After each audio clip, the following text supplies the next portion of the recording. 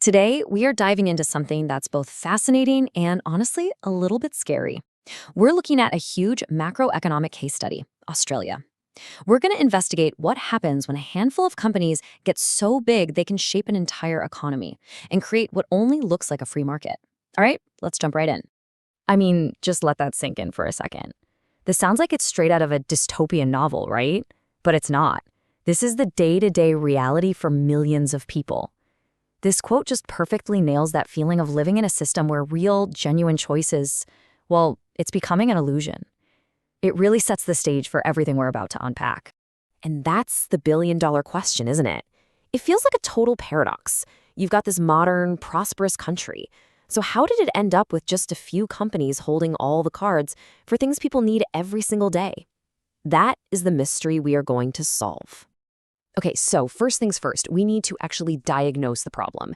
We need to pop the hood on the Australian economy, see what's going on, and really identify who the key players are and what kind of system lets this happen in the first place. So, the magic word here is oligopoly. Now, it's not a full-blown monopoly. That's when one single company has all the power. But it's dangerously close.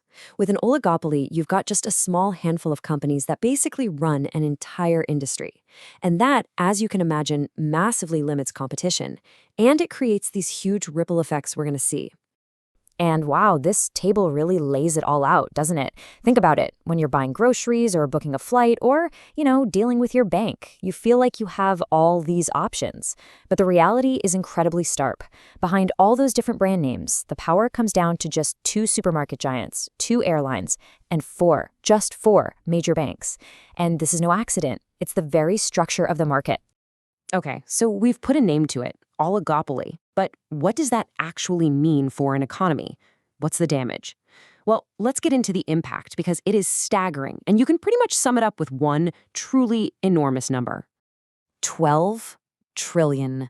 I mean, just try to wrap your head around that number. What in the world could it be?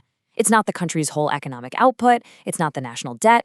No, it's the value of one single incredibly bloated market.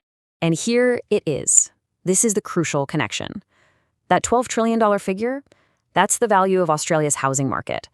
And those four big banks we talked about, with almost no real competition, they decided to pour a massive, disproportionate amount of money into home loans. Why? Well, for them, it's a safe and super profitable bet. But for everybody else, that decision had some pretty profound consequences. This chart just illustrates the divide perfectly. On one side, you've got the housing market just supercharged and flooded with cash, creating this giant asset bubble. And on the other side, you have what economists call the real economy.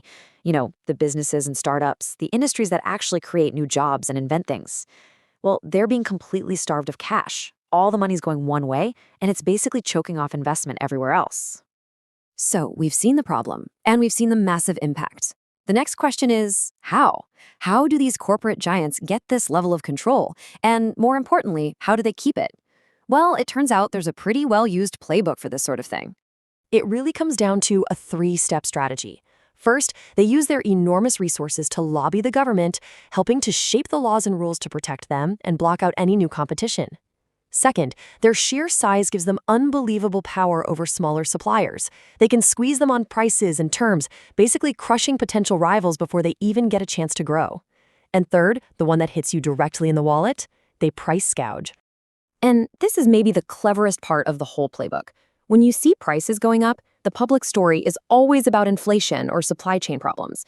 But here's the reality. In a market with almost no competition, these giants can raise their prices way beyond their actual costs because they know you don't really have anywhere else to go. It's classic price gouging, just dressed up to look like a normal economic thing.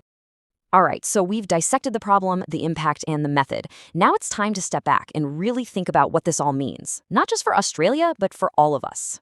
So let's just quickly recap the main takeaways here. First, we've seen crystal clear that when a few companies control everything, the idea of consumer choice is really just a fantasy. Second, this kind of structure can literally warp an entire economy, right? It creates massive bubbles in one area, like housing, while innovation just withers and dies. And finally, we've laid out the playbook they use to keep their power: lobby, squeeze, and gouge. Look, this isn't just some story about a country on the other side of the planet. These trends of corporate power getting more and more concentrated, of competition slowly fading away, are happening globally. Australia is just a very stark, very clear example of where that road can lead. It is a warning. And that leaves us all with one final and really crucial question to think about.